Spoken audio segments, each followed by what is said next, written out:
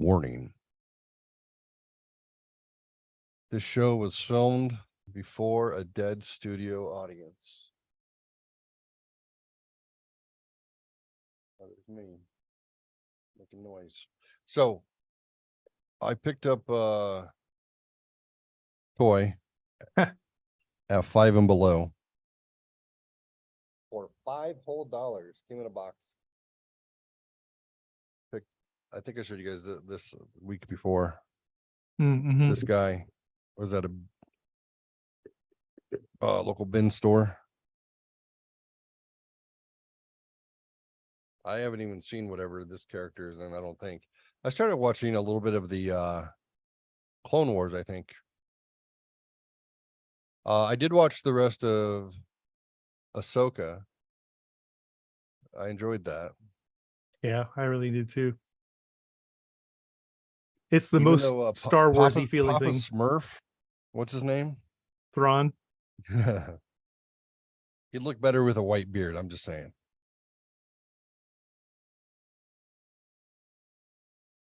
I don't think he didn't have a beard at all in the series, in the books. He's very blue. There's a very blue. He is very blue. Yeah.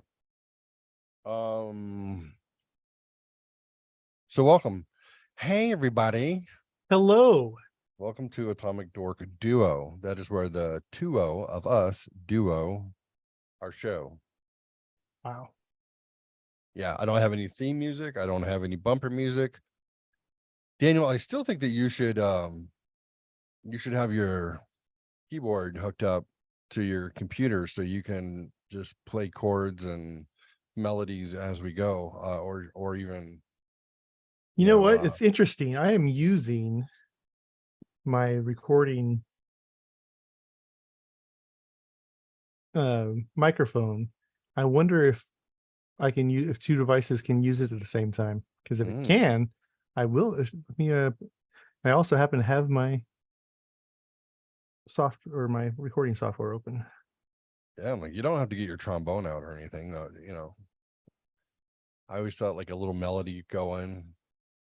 Well, you know what the problem would be is I wouldn't be able to hear it, because it wouldn't be able to hear. Well, can you hear anything? No. So yeah, it doesn't work. Damn it. It's all right. I guess we'll just have to imagine music. Just imagine the most amazing piano playing you've ever heard. Yeah. That's what's happening. Imagine us singing in perfect harmony to it. So. Yep. So camping trip / Grand Canyon petrified forest. Yeah, petrified forest, painted desert, and which are right next to each other, and the big hole in the ground that caused by a rock. Oh yes, the meteor. Yes. I got my sleeping bag. It's rated for, I think, I don't know, 20 degrees to 32 or something. Seems like it'll be fine. I got in it. It's long enough for me to get over my head, which is nice, and it's actually got some room. So if I'm kind of a side sleeper or a face sleeper. I mean, I'll sleep on my back too, but I don't want to. Then I wind up snoring. So I'll probably roll over on my side. Yeah, it's nice and roomy, nice and warm. I also bought a down travel blanket. Yeah, that rolls up into a pack. Yeah, we got that. I'm bringing one of those too. Stuffing that in your sleeping bag will add 15 degrees to it. So yeah. So yeah, it got delivered this morning. I unpacked everything, rolled it out on my bed, and then took the blanket and got in there with it, and like I got warm quickly. Now of course that's sitting in a climate controlled bedroom and not back of an open truck when it's 30 degrees out.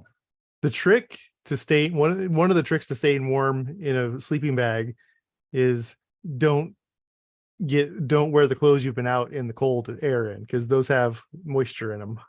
So at the very least, either put on new clothes and get in, or I just usually sleep in my underwear in the sleeping bag and I'm fine. Okay.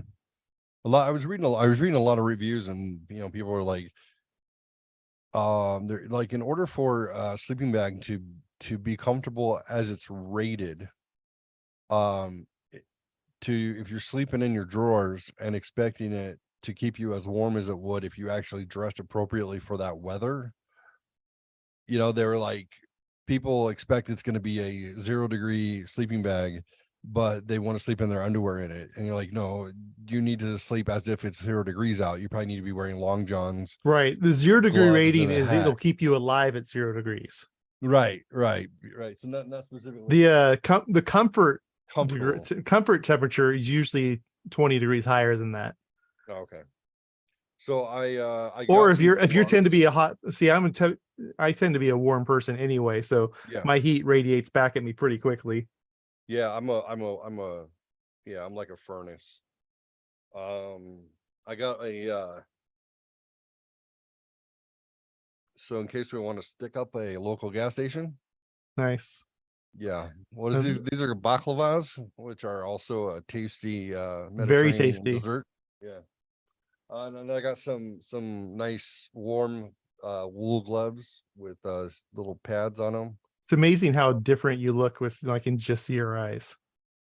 I don't know That's that I it. would be able to pick you out if I just saw your eyes. You don't know if you would be?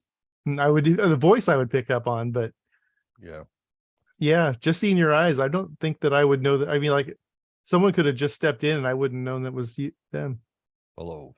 But yeah, but my voice gives it away Yeah, for sure. Isn't that weird? it You is don't weird. just ever look at somebody's eyes. I watch mouths when you talk. There's people that when I first started my job, everyone was wearing masks still. And Yeah. like to this day, when I see them, they're fake because they're at a different location. I'll see one of them. We had that axe throwing thing a couple weeks ago, and I saw one of them there. I'm like, oh yeah, that's what you look like.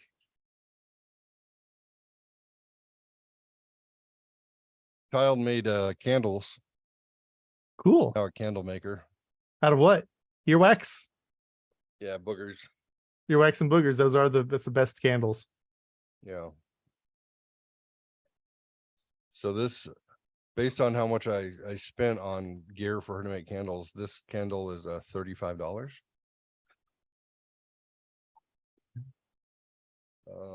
I mean, as So long as she sells them for 50. so this one has like herbs and spices and rocks in it. This one is cedar and lavender. Smells like cedar and lavender. It's nice. So we got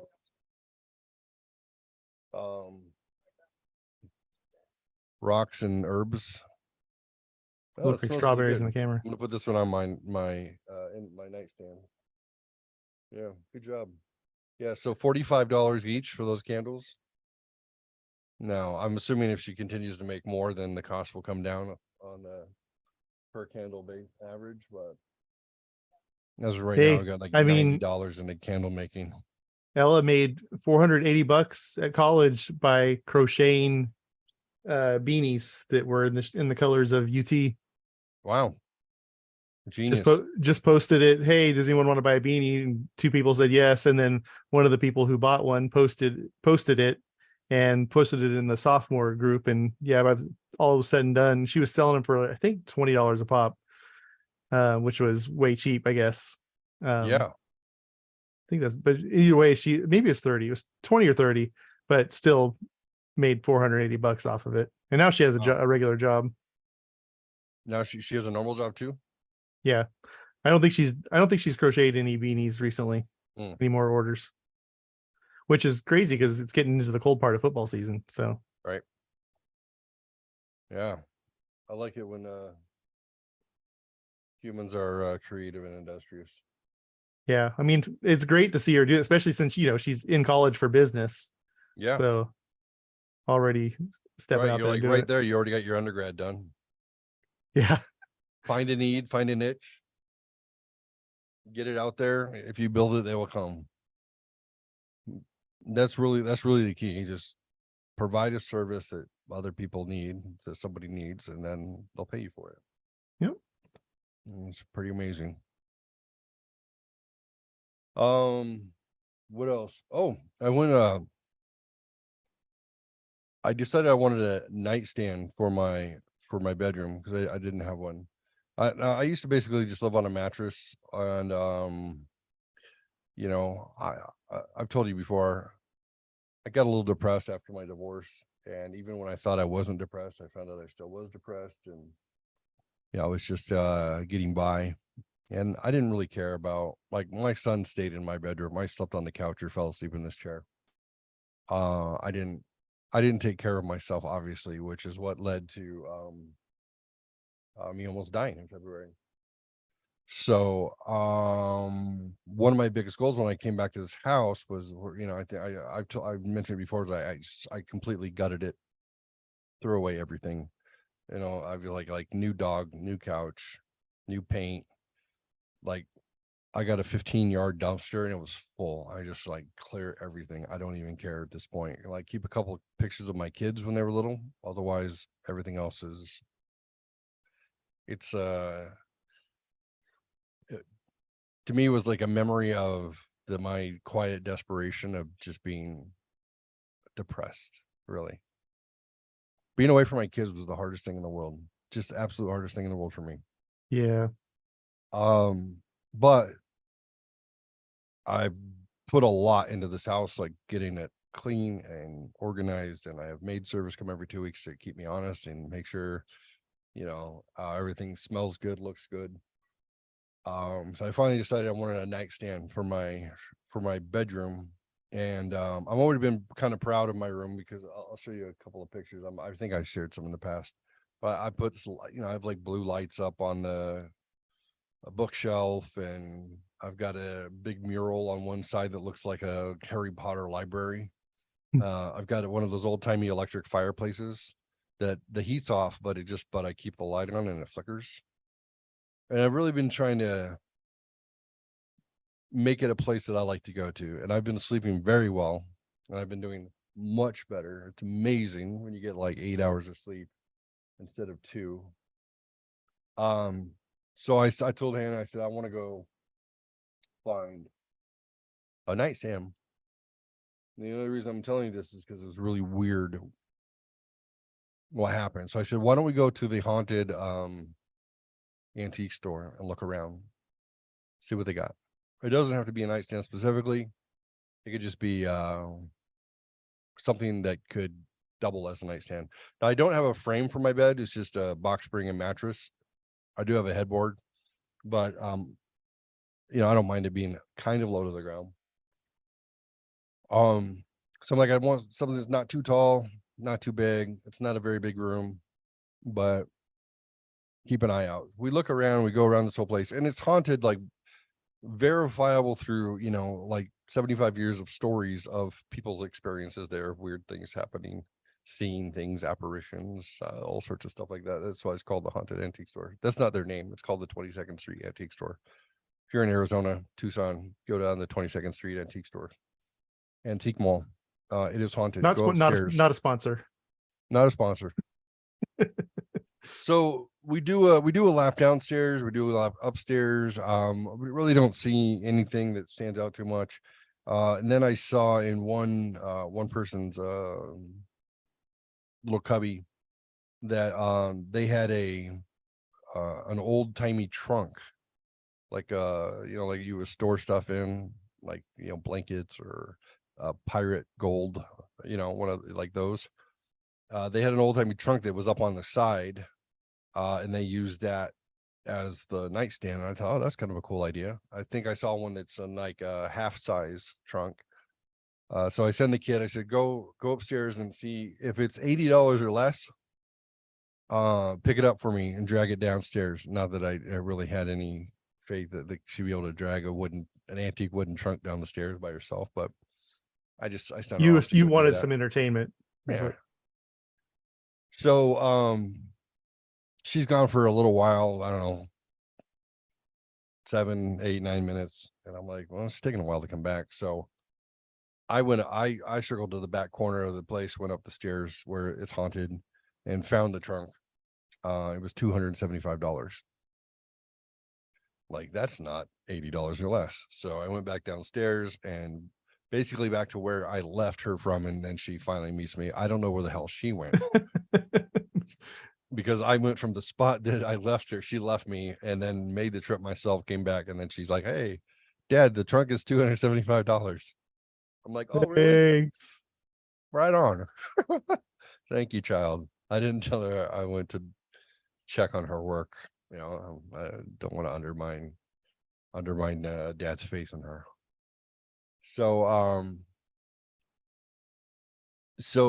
I decided to make another lap through the back of the store and look around one more time. So I'm walking along and nice little corner, you know, cubby. I have antique malls work. People have their own little sections. And I see this table. It's black. It's got like 2 shelves and a drawer in the middle and little flowers like into the wood. And it says Art Deco. And then I'm like, it was weird because I looked at it, I'm like, I didn't see this. I literally was just here a minute ago. I could have sworn. I don't know how I missed it. It's like right here on the edge too. Okay, well, I'm glad I saw it now. So I look at the price tag. It's like Art Deco, booth 11. And it was either $42, $72, or $92. Because the way they wrote their numbers, they were the kind of person they make their 4s could be a 7, could be a 9. It's got like a triangle going this way and it was just so I wound up looking at all these tags. I'm like, well, I'd pay 72. I don't think I want to pay 92, but maybe I would. 42, that's not likely. That would be amazing. This is a nice sturdy piece of wood. So I'm looking around all the tags to try and find similar writing. They had so many things that were like $19. But I was looking for like a 7. Is anything that's $17? Is this a 7 or is this a 4? I might be a 9. So I'm looking around all the stuff, and these gentlemen who work there, I flag them down. And I'm like, I'm going to take it, whether it's 92, 72, 42. I don't care. I like it. There's not 3 numbers in there, so I know it's not above 100. So I flagged these guys down. I'm like, hey, I'd like this piece right here. Would you guys be willing to, take it up front for me? And the guy stopped and he goes, well, all this stuff right here. I'm like, no, just the table. And he's like, oh, okay, yeah. That's weird. I've never seen this before. I'm like, okay. And then the other guy stops and goes, hey, do you need help? He goes, you want all this stuff? I'm like, no, not the stuff on top, just the table. And then this other guy goes, huh, that's a neat looking table. I've never seen that here before. And these are guys who their job is to move stuff around for people. That's what they do. They carry the heavy shit. They got, dollies or just brute strength, whatever. And he goes, oh, that's weird. He goes, so do you need a hand? He asked the other guy. He goes, no, I got it. I got it. I'll just table. Yeah. So we go to the front and he's like, here's the tag. We'll put it right here. I give the lady the tag and I'm just kind of crossing my fingers. That's not $92. And she goes, oh, that table over there? What booth was that? I said, booth 11. She goes, really? I've never seen that before. That's really weird. And he goes, huh, hey, Marjorie, look at that table that was in booth 11. And the lady goes, wow, she doesn't carry pieces like that. That's not her style. That's so weird. And then another lady goes, who is it? And they go, it's so-and-so's, whatever. I don't, Betty, whatever, so-and-so's booth. And they're like, that's Betty's? I've never seen that before. That's so unusual. That's not like her. Okay. Well, it's $42. I'm like, yes. And then I'm like, I'm going to bring my truck around and then, you can put it in the back. I'll carry it when I get home, but I'm not going to throw my back out if I got somebody else who'll do the work for me.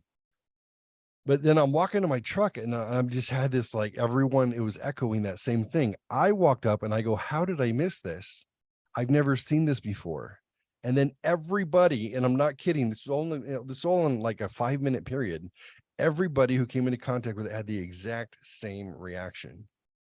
And that was just, I'm like, haunted antique store. I think this thing wanted me to, I feel like it's like, oh, here he comes. Hey, take me home. Like, I don't know, man. That was just weird. I'm not exaggerating. Hannah was there for it too. And she was like, that was kind of weird, Dad. And like everybody was like, where did that come from? We've never seen that before. That's hers. That's weird. I like it spoke to me. It needed to come home with me. So it did. And then keep organizing. Okay, go ahead. And then what is this? Can't back up.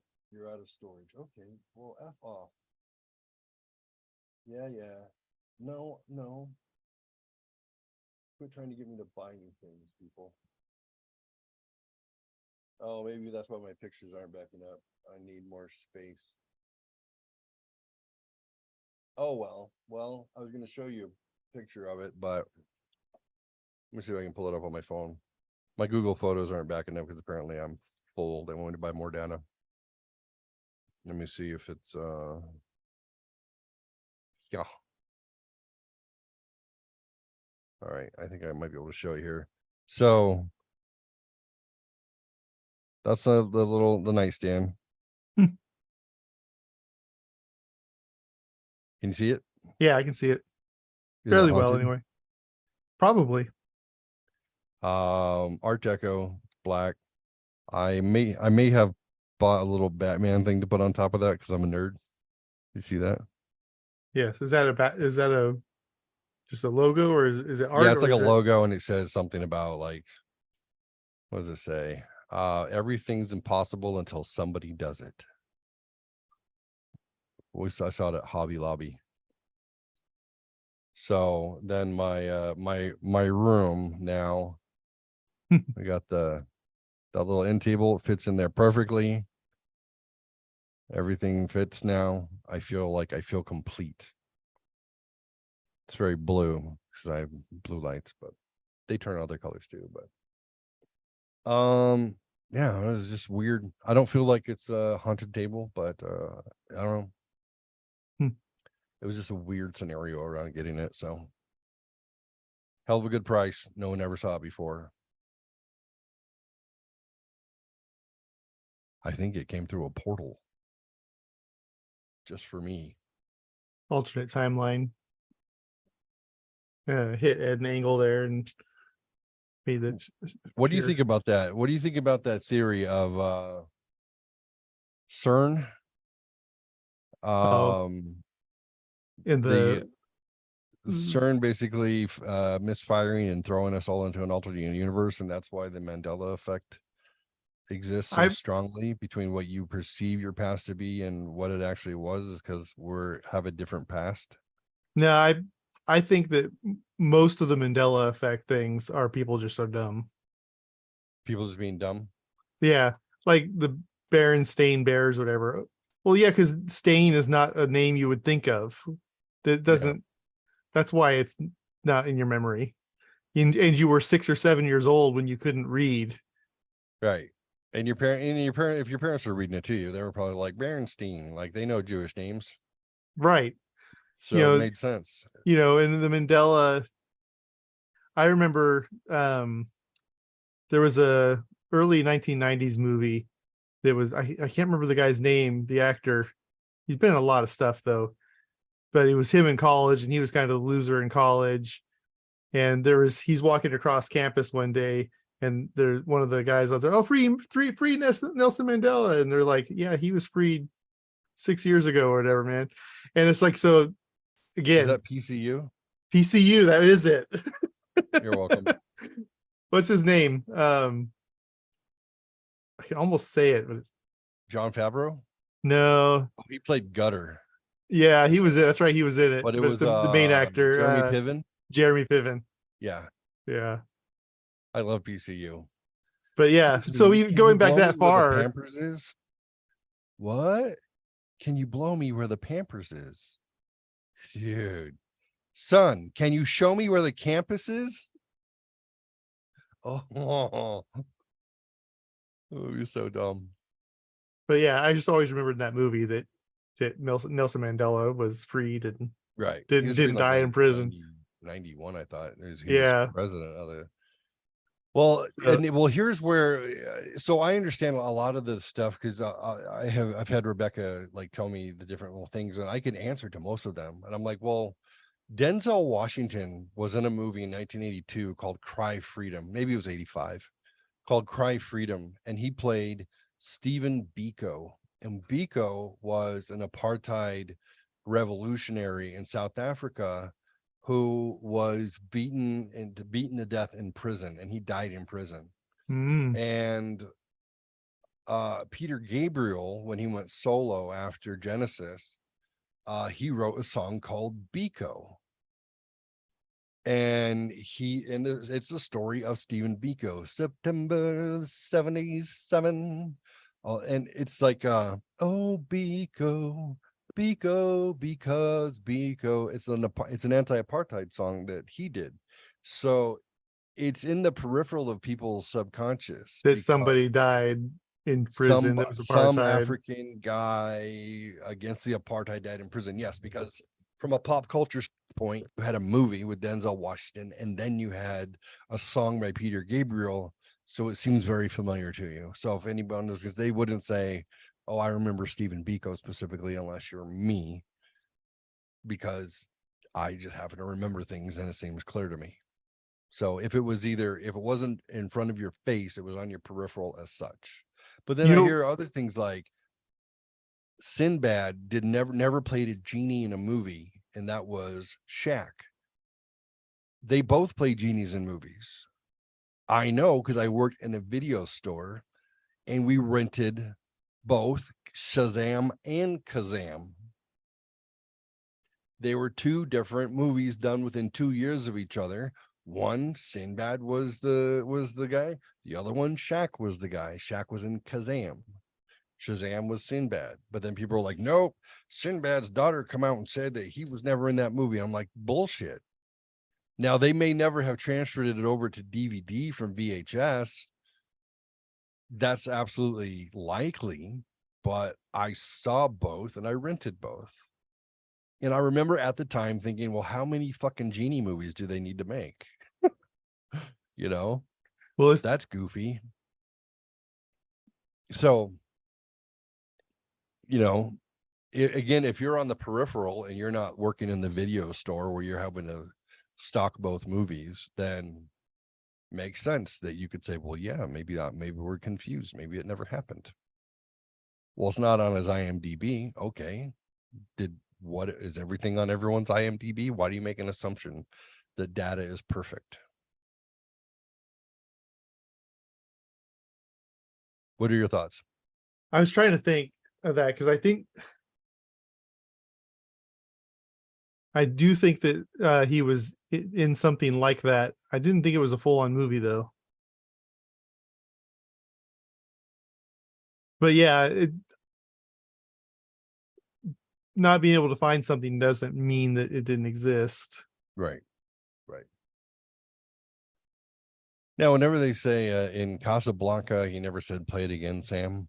I'm Oh like, yeah, that's there's a fine. bunch like that. There's Never the seen Casablanca, so I couldn't tell you one way or the other. Darth Vader never said, "Luke, I am your father." Well, Right. no, that No, came Luke, I'm your from father. Tommy Boy. Right. Correct. Right. Singing, talking into the The boxer. fan going, "Luke, I am your father." Yeah, Right. So yeah, things get misquoted in pop culture and then it gets misattributed. yeah. It's fine. It's gonna happen. You think when we're quoting movie lines that we're spot on, or do you think we're just getting the essence of the scene? You know, Some if of it's them I'm dumb and spot on. if it's Dumb and Dumber, I'm pretty much going to be spot on. So, Mary, I desperately want to make love to a schoolboy. What? Can you believe that he married that chick? Mhm. She had a fine booty on her. So They were cute. I thought they were cute together too. I remember when yeah, she came. One of my favorite things was she was being interviewed on the Tonight Show by Jay Leno, and he walks out with her holding her hand, and she sits down. She goes, "Now these are nice people. They're going to take care of you," and and then he just it was. I thought that's that was cute. pretty awesome. That's cute. Um, so to go with the camping gear, since you and I haven't camped together since we were about 12. And that was in backyards. Yeah, we camped in backyards and then out in the desert, which we will be in the desert again, technically. True. Yeah. High desert now. Out in the desert, we slept in the back of an open pickup truck in sleeping bags. Amazingly, slept on without like no pads back then. I just can't imagine sleeping on something like a metal truck with no pads. Right. At almost 50 years old. Right. Yeah, that would be uncomfortable. I picked up something. Oh no. Oh no, again. I had these delivered. So I figured I don't know if you want to do one now just for fun, and we'll save the rest for the trip. Daniel and I used to do Mad Libs, and we used to laugh so hysterically, like ridiculous. We thought that these scenarios were the funniest thing ever, and I got 80s Mad Libs on top of that, buddy. So it's possible that these will be relevant and like we were in the 80s.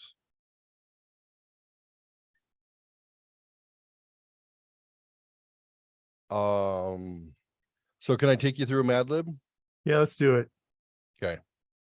I'm gonna have to where's my pen? I need a pen. Oh shit.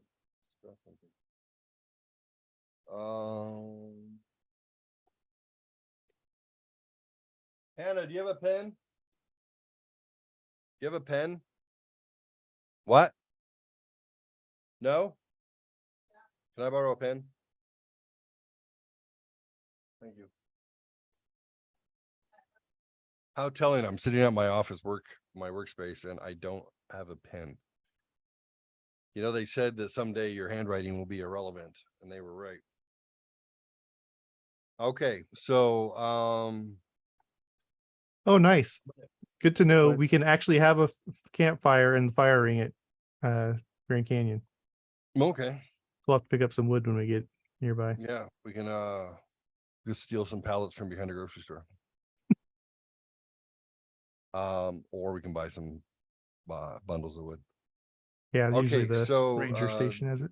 This is gonna be gimme a beat is the Mad Lib. So can you give me a verb, please? And for those of you who don't remember, verb is an action word.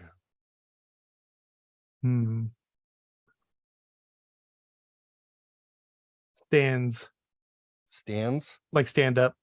Yeah, stand. gotcha. I need an occupation, please.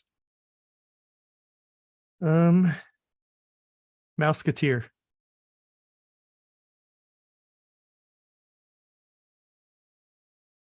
Oh, my writing's pretty legible. That's amazing. An adjective? Guys, the adjective is scrumptious. A descriptive word, so scrumptious.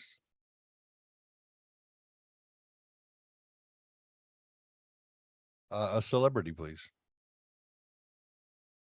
Britney Spears. Leave. Since you sent me that knife video. Britney alone. Part of the body, plural. Knuckles.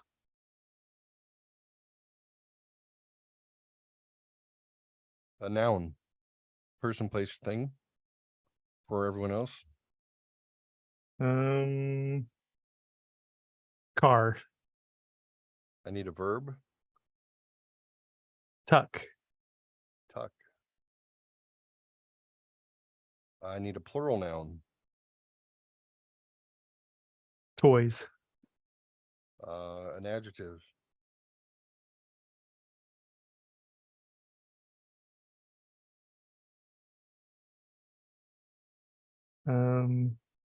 Grouchy. I need another adjective. But it took me so long to think of that one. I know. Stinky. Why do I feel like I'm gonna laugh? Noun. Noun. Yep. Phone. That one was a hard one. I looked down at my phone. What did we do when we had so many less objects that we owned? Be very creative. Was just a color. But I say, I was actually telling my wife about that I think that most of the problems we have with adults and stuff is just lack of imagination. Like, just if you could just think that you don't have to do this thing because there's all these other things you could think about doing here. That, yeah. Definitely lack of imagination. I need a number, please. 42. A noun, Socks. an adverb, Angrily.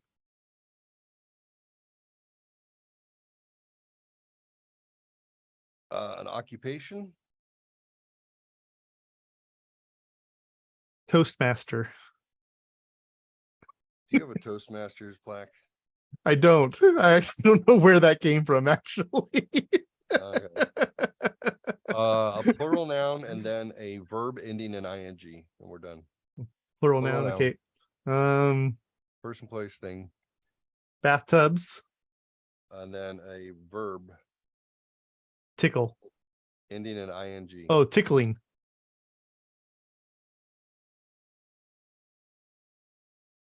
All right, here we go. Mad Libs. This is a Gimme a Beat. This is 80s Mad Libs by Daniel and Jeff. Some people say you can't stand a broken heart. Those people never met Mouseketeer Robert Jarvik, creator of the world's first scrumptious heart. Okay, period. Britney Spears started building artificial knuckles when he was a student at the University of Utah School of Cars, but he wanted to tuck a replacement heart that could save people's toys. Most people thought this was a grouchy idea. The heart is one of the most stinky organs in the human phone, but Jarvik tested 42 different models from plastic, polyurethane, and socks until he knew his heart was safe. In 1982, a surgeon angrily implanted Dr. Jarvik's artificial heart into a brave Toastmaster who volunteered for surgery. Since then, thousands of bathtubs have been saved by artificial hearts, thanks to Robert Jarvik. Artificial hearts keep tucking in chests around the world. Tickling. That was the last one, was tickling, not tucking. Oh, tickling, keeps tickling around the world. Sorry. Which is even better, really. Even better. All right. I'm sure we'll be delirious. Yeah. When it's freezing out. At the end of the day. Yeah. Yeah. Yeah. If you haven't done Mad Libs with anybody, I highly recommend it. Years ago, I decided to put a newsletter when I worked for the organization that sells insurance, named after a lizard. I wanted to do a get to know, I want to do like a monthly newsletter, right? So I came up with the idea for the department, for the service department, I think that might have been at the time. Like just for people to get to know each other, and they told me, yeah, go ahead and do it. I actually spent time putting it together, and then people continued to do it for a couple of years after that. And then I would do a part where I would interview somebody, get to know somebody who was in a somebody who was in a position, like an underwriting position, like people that that worked in a ancillary department that you would probably hear their name over and over again. I'm like, we should introduce people to those in those other departments.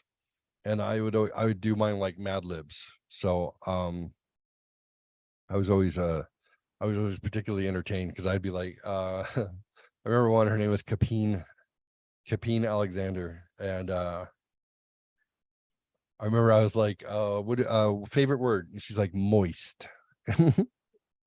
I start giggling. It was hilarious. She's like, I don't know why people hate that word. I love it. It's one of my favorite words ever. Moist. So I remember I wrote up the Mad Lib and I had the little dashes and I put in her answers to everything, and then yeah, it was a hit. And that was me paying homage to Jeff and Daniel in the tent in the backyard on Beck Drive in 1984. In a canvas tent. Good times. Yeah, I will bring a tent with me just to be on the safe side in case of weather or whatever. If it looks like there's gonna be any kind of rain. I can get one for a pickup truck, but I mean, if you want to bring yours instead. I mean, if you'll use it, if you're gonna want to use it more than that time, I'd hate for you to spend money on something. I mean, you know, I guess I can always sleep in my front yard in the back of my truck. That seems like a safe thing to do in Tucson. Yeah. Well, I mean, it's not the worst neighborhood, but it's not the best neighborhood. I do have cameras and I do have an alarm on my truck. And I have had my truck pillaged a couple times. Luckily, it was because I left it unlocked and nobody broke into it. They just opened it up and helped themselves at 2:00 in the morning. Yeah, I lost a burner phone, and which I kept for emergency purposes. That's why I had it, like in case I'm ever out in the middle of nowhere and my phone died or something. I had a backup phone that I paid like $50 for or something. But that got stolen. I'm pretty sure I canceled that credit card. So I mean that's fine. Whatever. It's a $20 phone. I don't give a shit. But they took some knives and never took anything good. I had I don't have anything good in my car. the entire extra cab of my vehicle was full of stuff that we sell at the swap meet. I'm like, you could just taken boxes of rings. Um, you know, you want 400 stickers, you want some stuffed animals, some books. They didn't touch any of the stuff, the good stuff that we actually make money selling. But yeah, I'm not in the ghetto. I'm ghetto adjacent though. Sometimes you hear the helicopter come by. But they're not concentrated in my neighborhood, thank God. But the Yeah, crime in Tucson in general is still 4 times the national average. I've gained a subscriber since we've been talking, That's outstanding. which is, well, it is, especially since my ads are done running. So that was a naturally gained subscriber there. That's good stuff. I don't know what they clicked on because I don't have that many views on my new video.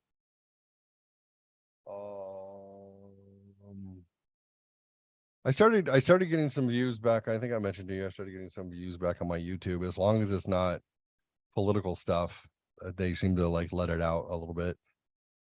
I just repost. There's just certain keywords that they're always going to anything related to, and yeah. Well, it's funny because I had done some, of him posts, and they got huge views, and I gained a lot of followers. And then it was like shortly thereafter that when I was, celebrating the man who is him, that they throttled my account. I'm like, yay. It's my favorite thing. I love it the most when people or companies censor me. Thank you very much. yeah, especially when you realize that they did not censor Hamas. Right. Oh yeah, shocking. Yeah, no, it's fine. You can murder Israelis and threaten to murder Americans, and they'll keep it open. But if you say anything about preserving this country, you are done, sir. You are done. We don't need that sort of gibberish talk in our country. This is not preservation. You stop that. How dare you? I kind of wish that I can just I wish I can just put my head in the sand, and not pay attention to reality, but man, I pay attention. my IQ is higher than my body temperature, so I'm kind of stuck noticing what's going on around me. If I was just a Yeah. stupid The stoner played video tough games. thing about all of it is that it's like you can't trust most of the sources that are giving you information. They're Right. they're all giving you some kind of slighted information. You just have to look at all of them and figure out what the truth is from. Right. You know, I use this service called Ground News, and they tell you, they aggregate all their stories from across the web, and you can look at stuff for from the left, for the left, for the right, and it'll tell you what percent it's center, left, or right. So this is one: BBC journalist in Middle East appears to justify Hamas attacks on civilians. This is 64% Republican or right, 18% left, 18% centrist. If you want to, so you can scan until you find, if you click on it, then I say, okay, I want to find one that's middle of the road. I don't want one that has, specific politics in it one way or the other. And then you can look, and then it'll take you to that news source, and then it gives you an aggregate, gives you scores, and then it tells you where it's finding, what is you, oh, you can't see it, damn it, what it's using to compile, those news stories. So it's kind of cool. They don't sponsor me, but if you want to check out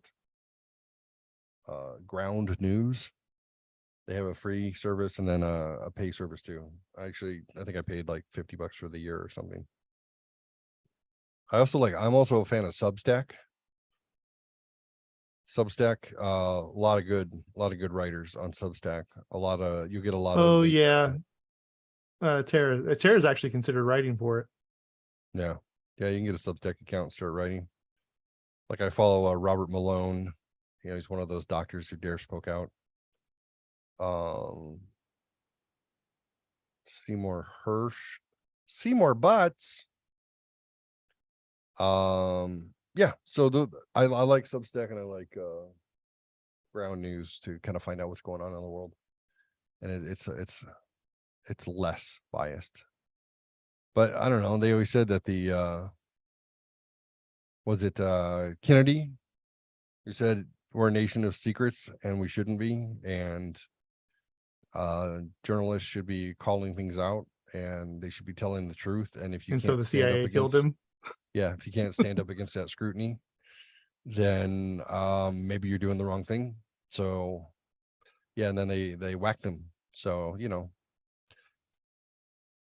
I was it Robert McNamara who said everything you see on TV is false, and all of it. It's just the narrative that we want to create, and give it a handful of years. And he said most of what you see on television is false. It's a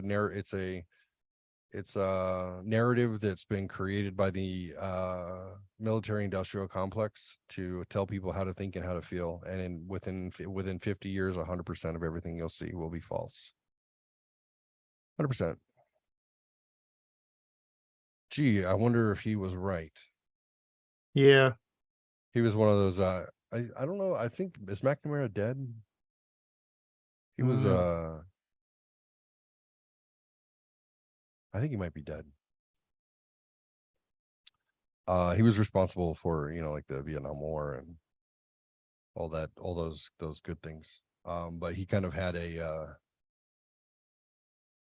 I started to feel remorse later on in life about the horrible things that he did, the horrible things that he supported. Very much like E. Howard Hunt, who was the CIA guy who was complicit in the Watergate burglary. He, on his deathbed, came out and said, not only did the CIA whack Kennedy, but I was on the ground and I was one of the shooters. Deathbed confession. Of course, nobody wants to take anything seriously because, it's not what the news tells you. Yeah. It's not what the news says. No, I believe none of it, people. That's what I say. So anyway, Daniel's like, look, I'm trying to launch this channel successfully. I'm not going to say anything inflammatory. But that's cool, Jeff. You can But go ahead. speaking of Kennedy's, though, I'm interested to see how Kennedy's non-party independent run for president goes. Oh yeah. Well, where do you think he's gonna take more votes from? He's going to take votes from the center. He's gonna get all the swing votes. Yeah, likely, right? Mm-hmm. Because I mean, there's, I'm kind of a centrist in general. Far left, far right, all have lost favor with me. Well, Because I mean, all I it's a really care uniparty. about, I would like to have a balanced budget. Republicans had that opportunity to do that Trump's first 2 years of office. They didn't even try. Right. So Oh, yeah. It's a uniparty. yeah. So I'm hoping that he does well. I was listening. There's a guy I listen to, or actually it's two guys I listen to. It's called 1650 Main Street. It's a guy that he has a local radio show here in Nashville, 1850 Main Street. And then he's talking to a guy who works for a nonpartisan group that tries to influence. I don't exactly know. Actually, I take that back. I think I have a friend that works for the same group that he's with. Okay. But they have really good discussions that are just, yes, they fall on the conservative side, but they are very much just really open conversations. I really enjoy it. Check it out. 1850 what? 1850 Main Street. Main Street. I'll check that out for my late night listening. Yeah, my only complaint is they're only 20-minute episodes, but they come out a couple times a week. So So some podcasts that I'm listening to. I don't know if you know who Patrick Bet David is. PBD. He started an insurance company and then sold it, made it like $100 million. He's an Iranian immigrant American who served in the armed forces and is pro-business, pro-America, and he's conservative. He does great. He interviews fantastic people. He has on people he totally disagrees with, has on people he agrees with. He has everybody. It doesn't matter, left, right, center, and he holds people. He holds people accountable, takes them to task, not in an inflammatory way. He's quite good. And he did a big series. He's basically interviewed like all of the remaining mobsters who were big back in the day, like the 80s, 90s, 70s, 80s, 90s. He's interested in anybody who's had success in America, even if you don't have to be criminal. He's just generally fascinated by like, how do you rise to the top? Even if it is in a criminal enterprise, how do you think, and then what can you learn from that? Of course, I like Joe Rogan. Experience is decent. I mean, I don't know. I'm the only one who listens to Joe Rogan, obviously. right. Yeah. Roseanne Barr has come out with a podcast, and it's actually good. I like Interesting. it. I like it. She's definitely conservative, and she's definitely that's what got her fired. Yep. And she's definitely she says the things out loud that she says the quiet parts out loud, but she's like, it's a conspiracy. They just want us all dead. The World Economic Forum wants to reduce the population by 90%. This is how they're doing it. Like, she's very like, add it up, people. She's like, no apologies. That's her perspective. And she's been doing the rounds on a lot of podcasts. Timcast IRL is another one. Tim Pool. He's kind of he's center right, younger guy. Wears a beanie all the time. He always has a good cast of characters on. Julian Dory, the young guy named Julian Dory, he does a great podcast where he'll do long form, sometimes 3-4 hour interviews with, like, I'll give you an example of his stuff. Right. Let's see this one. Frightening JFK evidence links Nazi commando to assassination. Israel inside Israel Hamas war. Interview with IDF trainer. Another one. Navy SEAL exposes most dangerous worldwide black market. Navy SEAL intel officer unmasked military's deadliest team. Rebel billionaires creating X-Men of environmental revolution. Is your light flickering? Huh? Is your light flickering to your side? No, you're about to have a seizure. It's only on the one side. Alexa, fence post red.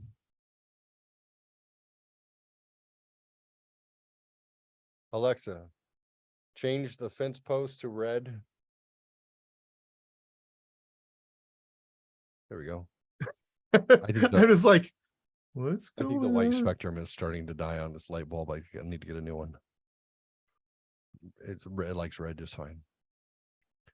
But those are some podcasts. If you're a fan of podcasts, check them out. Julian Dory, his stuff is really good. He just has on like people you didn't know that you'd be interested in what they do. Of course, I like me some Jordan Peterson. Jordan Peterson's always good if you want to think. If you want to dream deep and have some deep thoughts, listen to some Jordan Peterson when you're nodding off. But those are my favorites right now. I did I don't know if you're a fan of Good Eats, Alton Brown. Yeah. He started doing it again. He did it for like 14 years and then stopped for 10 years. Then he did it for he's had doing it for a couple of years, and did he stop again? I don't know if he stopped. He might have, but I just started his like season 15 or something like that, which is within the last couple of years. Yeah. And I know how to cook a lot more new things yesterday because I was laying in bed. This is me, and my kid mocks me because I'll be laying in bed, have a podcast playing on my stereo in the room quietly. And then I have the TV on and I'm eyeballing Good Eats and learning how to make things that I didn't know I needed to make. And then I'm watching like reels on my phone, and I'm talking to Rebecca. She's like, "It's a lot going on in here."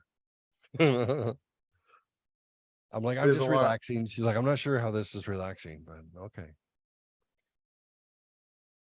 Like, I just want to be fed information. So what else, sir? What are your thoughts? Let's see. My thoughts have mostly been on YouTube stuff lately. Yeah. I mean, it's addictive. It's addictive, especially trying to find the formula that hits. Yeah. Well, the thing is, the video I posted today was how to use Genie Plus to have the best, you hit the most rides basically. And my method works. Will it work if people actually start watching my video? It's a totally different thing.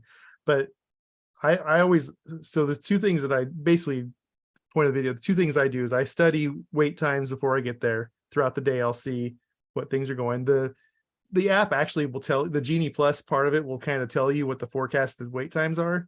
But I kind of know now people follow the same pattern every day going to that park. And at least to the Magic Kingdom. So the line that I never want to wait in is Jungle Cruise. I love the Jungle Cruise, and I don't. So that in the video, that's the first thing I get a Genie Plus for. I get it for 11:15. We get it 10:15. We get in the park right as it opens at 9 a.m. We go straight. So at 9 a.m. I already have the Genie Plus for that. We ride Thunder Mountain, Haunted Mansion, Pirates of the Caribbean, and Tiki Room before our 10:15. I think we got in line at like 10:20 or something like that. So we're 5 rides in an hour and 15 minutes in the park. Yeah. So and then from there I get a Space Mountain Lightning Lane at 11 or 12:30. 12:30? No, 11:30, something like that. And do the People Mover before that. So we got that done. Immediately get one for the Buzz Lightyear spin That's the 12:30 one. And we eat lunch while we're waiting for that one. Plus we do the Carousel of Progress. So there's 4 more by 12:30. So we've done 9 rides by 12 from 9 to 12:30. We rode 19 rides and we left at 6:30. 19 rides or experiences. The only things left were the only thing of substance really that was left was the Seven Dwarves Mine Train coaster. And that line can get up to like an hour and 40 minutes, even on a slow day. And it's like a minute and a half ride. It's fun, but it's not worth the weight that you put into it. Yeah. So I would just skip that one. But the thing is that even at this point, it's 6:30. We could eat dinner. The mine train actually starting about 9:00 starts to dip in the line because all the young kids are going home, and that's really the coaster for little kids. And you can get that stuff then. But I could have ridden everything in the park if I wanted to. But I mean, the things I didn't ride was there's a little Goofy coaster, which is kind of fun, but it's even shorter than the Seven Dwarves one. It's really the kid coaster. There's a Aladdin Carpets, which is like Dumbo, only you're on a carpet. The I didn't do the Rockets, and I didn't do the Utopia. Trying to think, there's 1 or 2 other things, but Hall of Presidents. So I mean, things I didn't do, it's like, yeah, who cares? I mean, I gave Daniel for his first time ever in Magic Kingdom. He got to experience the Magic Kingdom. Right. Yeah. But I was gonna say, so we, that was obviously late September, so Disney World's less busy then.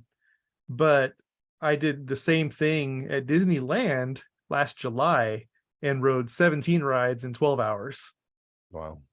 So I was always I got pretty good at mastering the Fast Pass system, and it looks like it's translating now over to the Genie Plus, even though I have to pay for it now.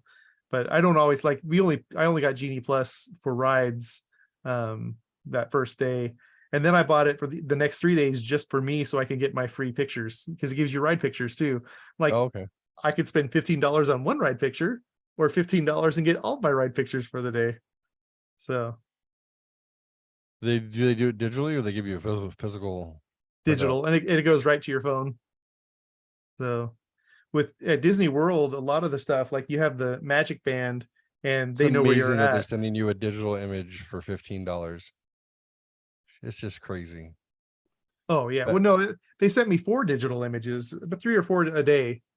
But still, think about it. Yeah. It literally costs them nothing. There's zero overhead. It's just taking your. Basically it's the lifetime of a camera. Right. In the flash that you have to replace those 2 things.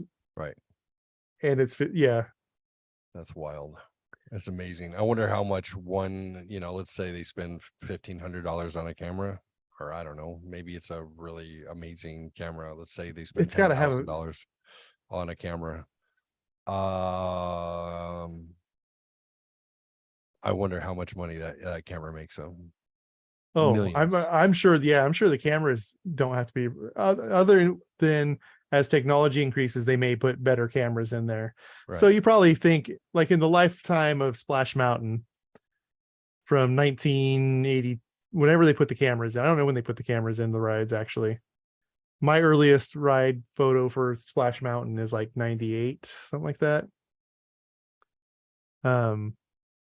So you got 22 years of Splash Mountain pictures, probably 4 or 5 cameras in that time. Right. That's amazing. It's like when you go to the movies, your ticket pays for the cost of the film, and your concessions pay the organization that hosts. Yeah. So, be like, oh, the movie costs $15 for the 2 of us, say a matinee, and then, or maybe it's more, I don't know, maybe it's $30. But then I think goes to concession, get a popcorn and a slushie, and it's like $18. You're like, oh shit. I think that's why, like, when I was single in the late 90s, the 99 was the year I really got into going to the movies. Darn it, I was going to go to a movie this weekend, forgot to. Darn it. I pay AMC to go, 23 bucks a month so I can go 3 times a week. And I didn't go at all in September. So they got free money that month. Oh, But anyway, so that's where I started going to about a movie a week, was back in 99. But that was the average anyway. But I would often go and see multiple movies off of one ticket. I'd go and do a matinee. And I know that they knew, but they didn't care because I was going to the concession between the movies. right. They're like, we got his money. Yeah, We're that's where getting his they're money. yeah. That's where they're obviously they're making their money. Okay, so tell me if you saw this in the theater. Sleepy Hollow, Yes. The Mummy, Yes. um, Phantom Menace. Doesn't ring a bell. No. American Pie, Yes. The Green Mile, Yes. Cruel Intentions, Yes. Girl Interrupted, No. 10 Things I Hate About You, No. Fight Club, No. no? Actually, I didn't see that till later. The Matrix, Yes. If you Mystery look Men. carefully, you can really see it in the 4K print on HBO Max, that when they're running across the roofs at the very beginning when she's being chased, it's Nashville as the background. Oh, okay. It's like, hey, look, there's the Batman building. Mystery Men, Yes. Dick, Is that the one with a girl from Batman or Spider-Man where they're Michelle Williams and Kirsten Dunst. yeah, I saw that. The Iron Giant, Yes. Office Space, Yes. Well, I think so. I've seen Office Space so many times it's hard to know. right?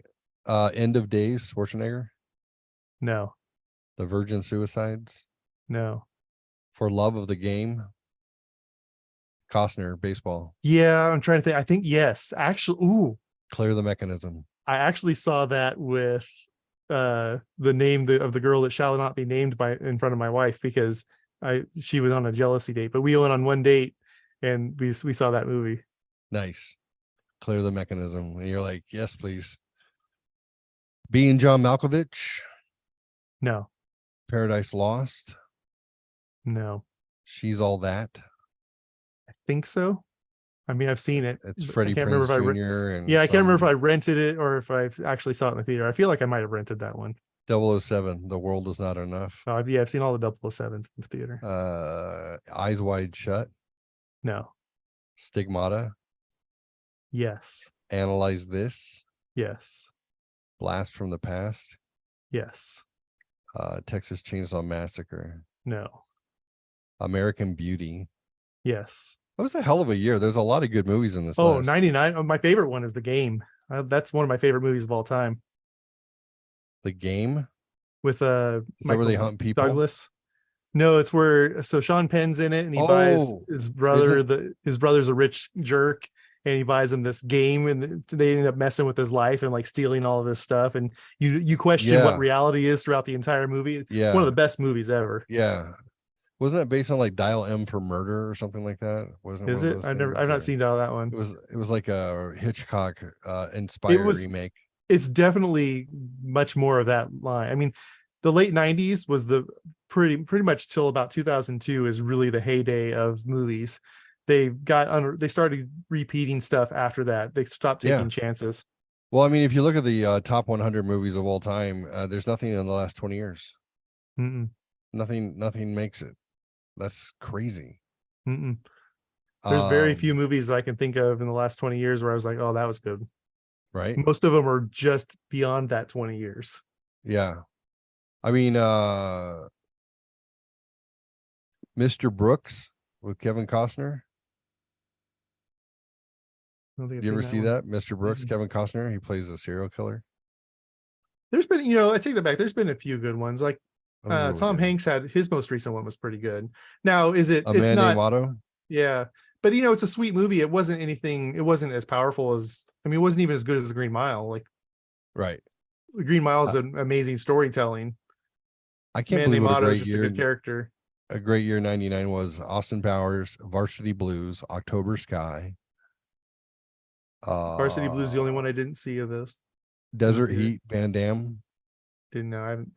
Flawless. I don't think so. I think that's Robert De Niro. The Out of Towners. Yeah, Steve Steve Martin. Martin. Yeah, that's a good one. The Haunting, Galaxy Quest, Wow. The Talented Mr. Ripley, Definitely the saw the Bo- last two. the Bone Collector, The 13th Warrior, 13th Warrior. I read because I read the book of the 13th Warrior. The Insider, Double Jeopardy, Magnolia, Bowfinger. That was a great movie. Did you ever see Bowfinger? Steve Yeah. Martin, You know what's Eddie interesting? Murphy. That what's funny is I saw that twice in the theater. Actually, Yeah, I saw it the first night with I my laughed friend. so hysterically when they take Eddie Murphy as Jiff and they have him. They're filming him running across the 405 freeway during rush hour, and they convince him that he's invincible. That they're all trained cars. He's like, ah! He finally gets the other side. Dude, I laughed so effing hard during that scene. That was the movie that I learned who you see a movie with matters. Okay.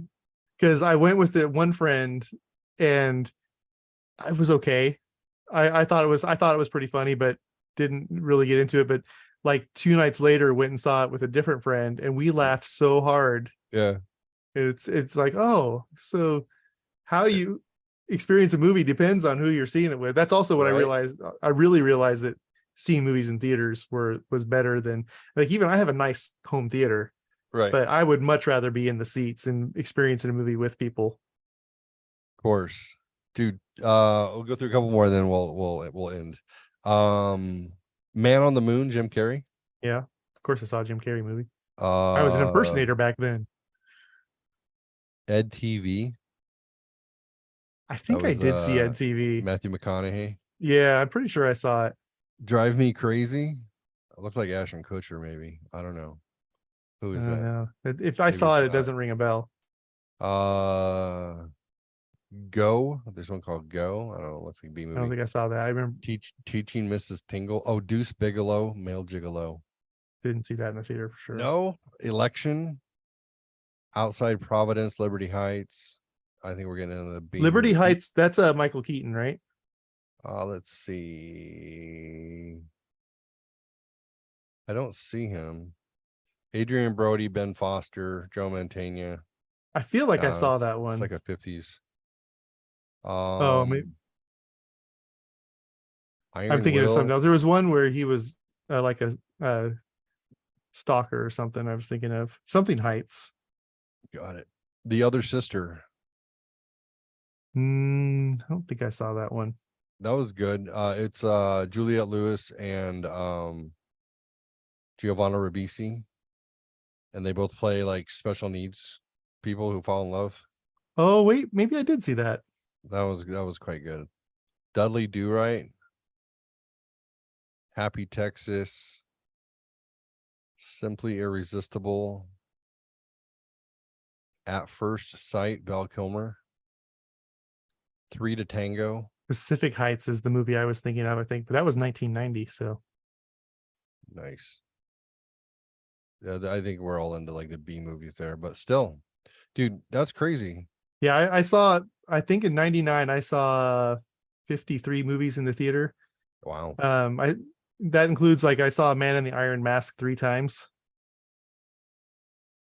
I think that was the same. It was 98, might have been 98, the Man in the Iron Mask.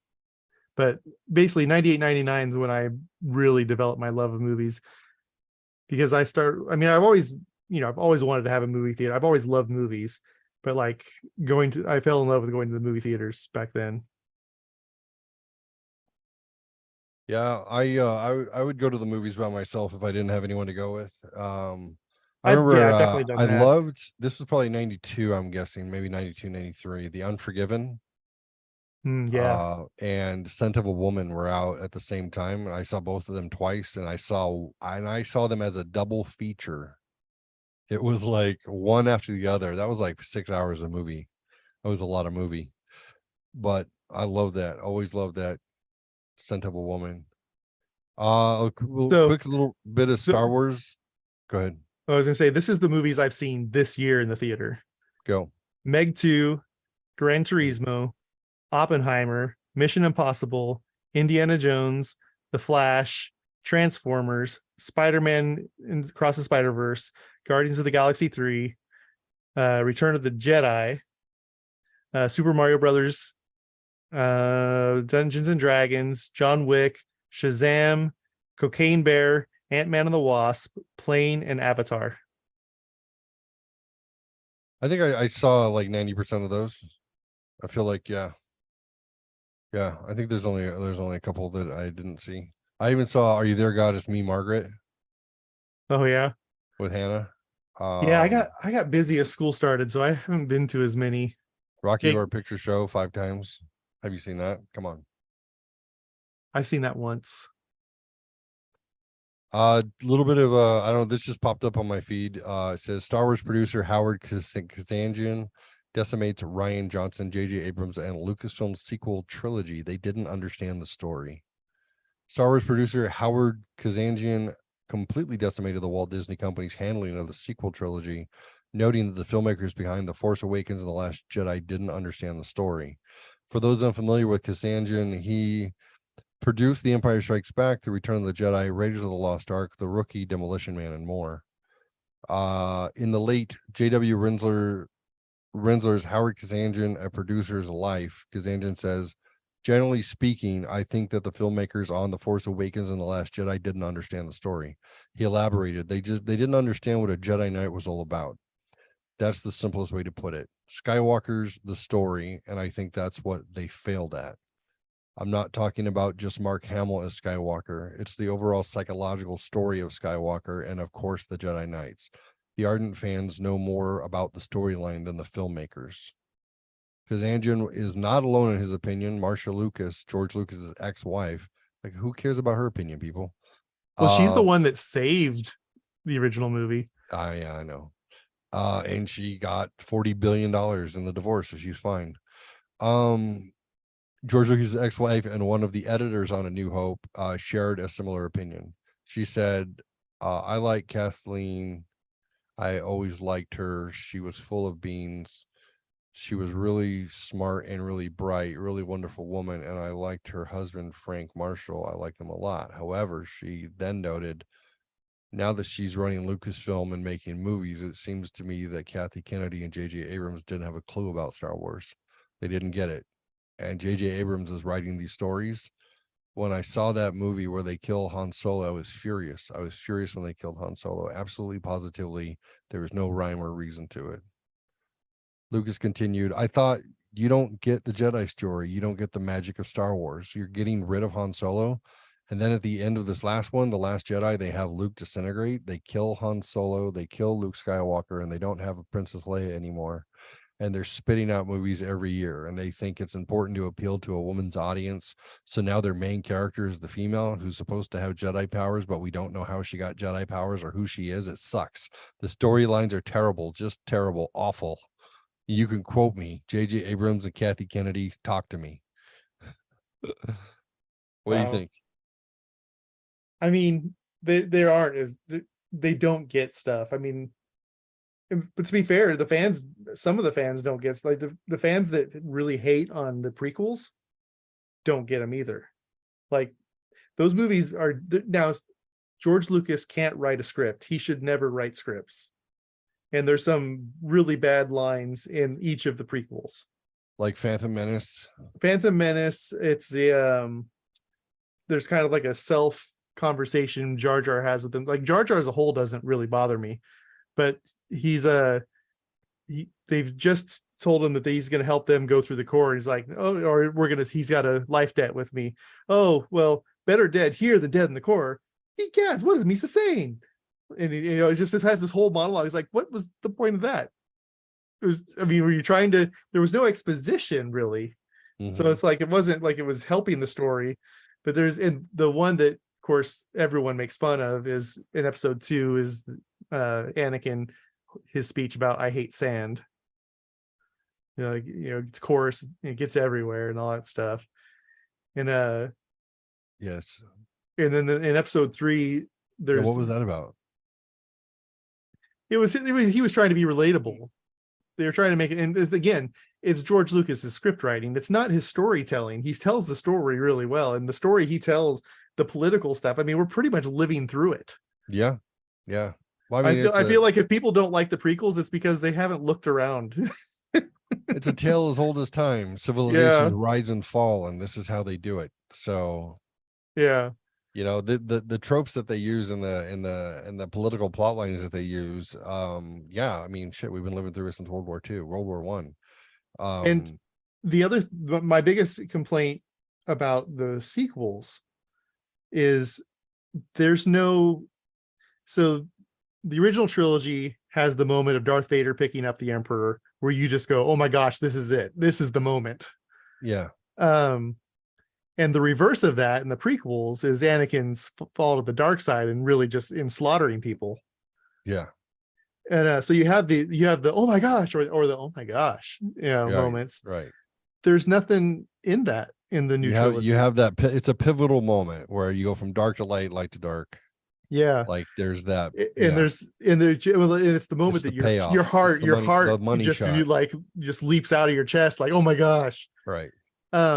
It's the Avengers in Endgame, it's Captain America catching Mjolnir. I mean, that is one of the best moments ever in a movie. And but yeah, the sequels, they didn't have any emotional payoff at the end of it. That's the biggest complaint about the sequels. Yeah, there's nothing. I don't hate the movies. I don't think they're, I mean, it's altogether they're not the worst movies ever, but they're enjoyable to watch. They're just they don't have heart. They don't have the heart that makes kids talk about it in the schoolyard. You know, Yeah. you don't have those moments where, I mean, when we were little kids, we're like, is Darth Vader Luke's father? And we were like, oh, I don't like, what? No, like, just like flipping out over these pivotal moments that happen. And then when Return of the Jedi, you're right. You know, like when he goes up against the Emperor and like intercedes, and you're just like, whoa. Because 2 seconds prior to that, you're like, oh my gosh, they're going to kill Luke. Right. Right.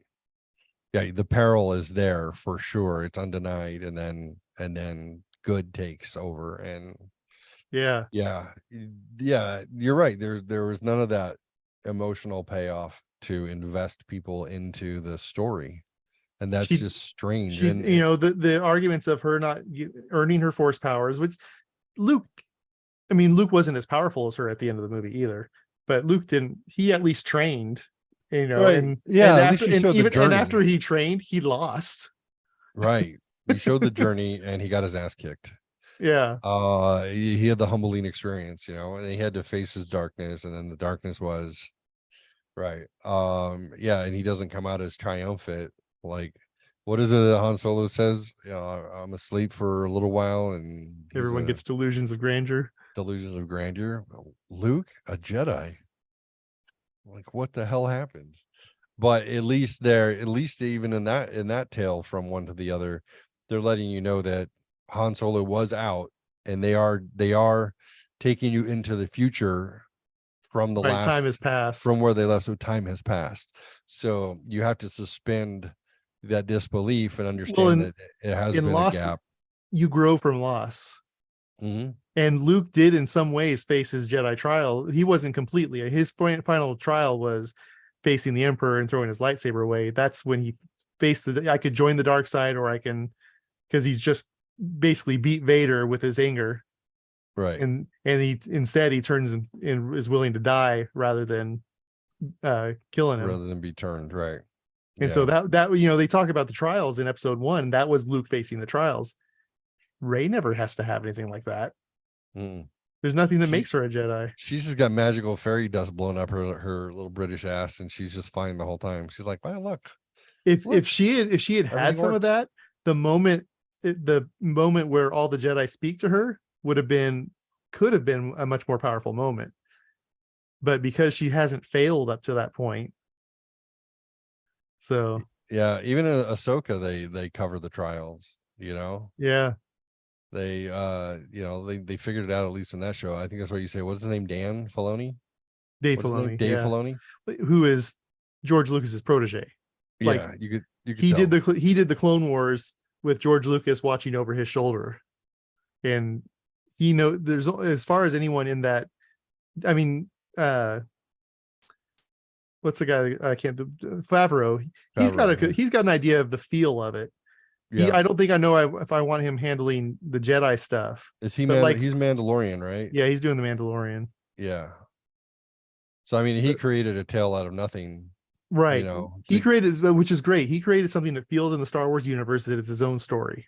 right. Now, of course, it turns out it's not completely its own story. It's leading into more, because the movie that's going to come out is going to be combining that story and the Ahsoka series. Oh, okay. It's going to be, yeah. There's supposed to be another series with the girl fighter. They got kicked out of Star Wars because she said people were acting like Nazis. Oh, What was her name? Gina Carano. Yeah.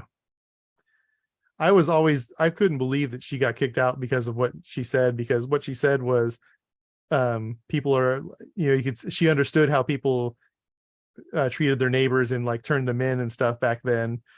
And basically people acted like those people and got her fired. It's like, did you just prove her point? Right. I think you just proved her point. Right. Yeah. Were we talking about Nazi cancel culture? And then you did exactly that. Shocking. Yeah. Shocking. You're either on the side of the empire or you're against it. That's all there is to it. Yeah. Don't trust your neighbors.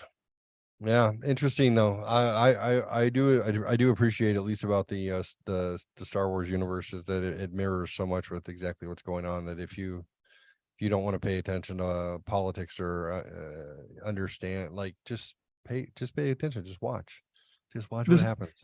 Power corrupts, and absolute power corrupts absolutely.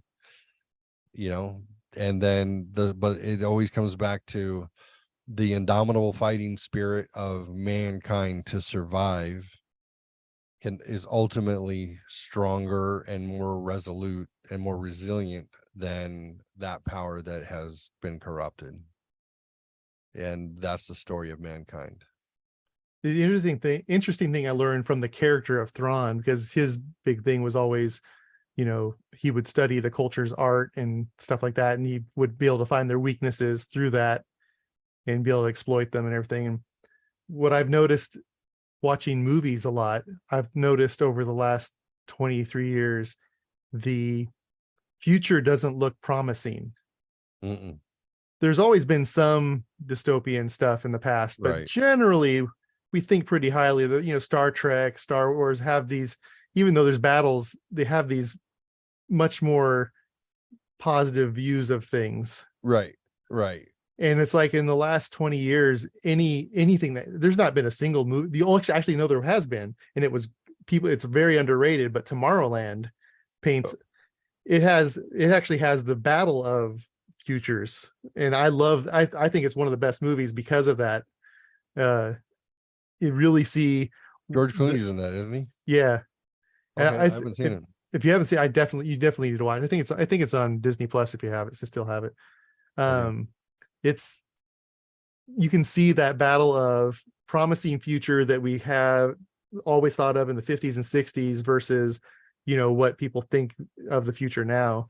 And it's like, your focus determines your reality, which is a Star Wars quote. If you are focused on the future being awful, you're going to make the future awful. Right. If you think it's going to be good, you're going to work to make it good.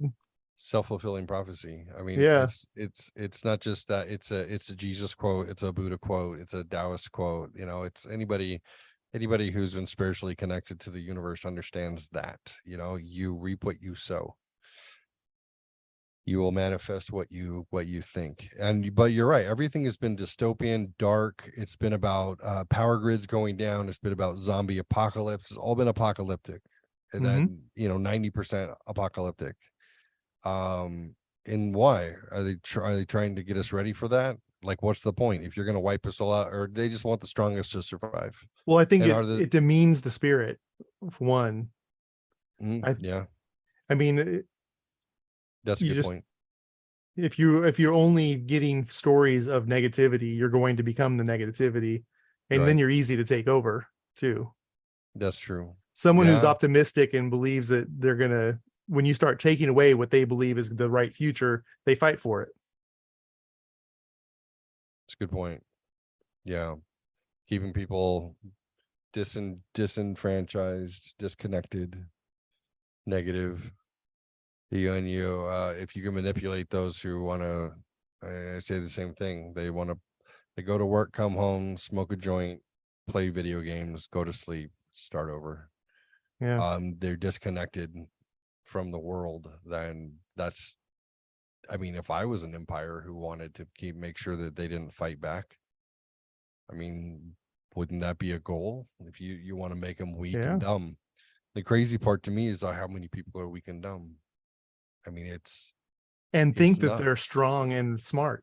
And think that there's something else. And I'm like, you don't see it. You don't see what's being fed to you. You Well, don't get that. You don't even get that you're being fed it. Talking about they're just like strength. scooping feces into their mouth, going, "This is so delicious. You should try This is amazing. You should try this feces." You're like, you're insane. You're literally insane, and you're stupid. Speaking of like the strength, moral strength, or strength of character and stuff like that. So while I was at Disney with my friend, twice we were mistaken as a gay couple. Mm. And I laughed it off. I didn't say anything to them. I didn't correct them or anything. I just walked away and laughed it off. Right. And actually laughed about it, not just laughed it off, laughed about it. Right. But it's like you get to this misgendering someone is like the worst thing you can do. Is like, yeah, no, get over it. Right. Right. Well, it's about hurting somebody's feelings. Yeah. And what's nuts is like I had the same conversation with my kids when they would, be in a tizzy and be beside themselves, upset about something stupid. And I'm like, when did I ever tell you that your feelings count? Like, I feel like I failed you as a dad. Like, your feelings don't matter. They don't. Like, they could be yours, but it doesn't mean they're relevant to anything. It doesn't mean that they matter. Like, the world doesn't give a crap your about your focus feelings, determines your reality. If you right. think your emotions are all that, then that's all you're gonna think about is your emotions. Hannah and I are driving down the street the other day, and she goes, "Father," I say, "Yes, child." She says, when I get very frustrated about something and you yell at me, it makes me sad." I said, "Oh, okay, cool, good to know." And I just kept looking forward, and I'm like, "What do you want? Did you want me to apologize? I'm not going to apologize." I said, "If you're doing a task and you lose your mind and you start throwing things and yelling and just losing your mind over a task, I'm going to yell at you because you're acting like a fucking idiot. Did you, I'm glad that you told me that it bothers you, but it means I'm doing my job because I'm your dad.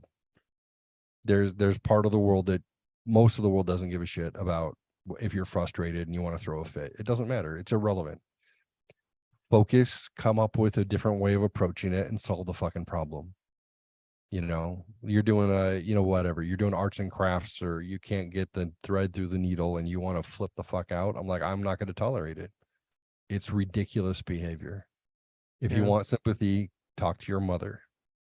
If you want reality and love, talk to your dad. So it's okay that it bothers you, but I'm not going to change because I love you too much to tell you that your feelings fucking matter that much. They don't. Now, we can have situations where I'm like, I'm sorry you feel that way. I'm sorry you're frustrated. I'll give you a hug. I love you, of course. But let's think past this. Let's not die on this fucking stupid hill. There's no sense. I say I see the world more. I see the world more logically, and that's what dads tend to do, and moms see the world more emotionally, and you're probably gonna be able to get a different reaction from her. And if we're both telling you that you're wrong, then you should probably pay attention to that.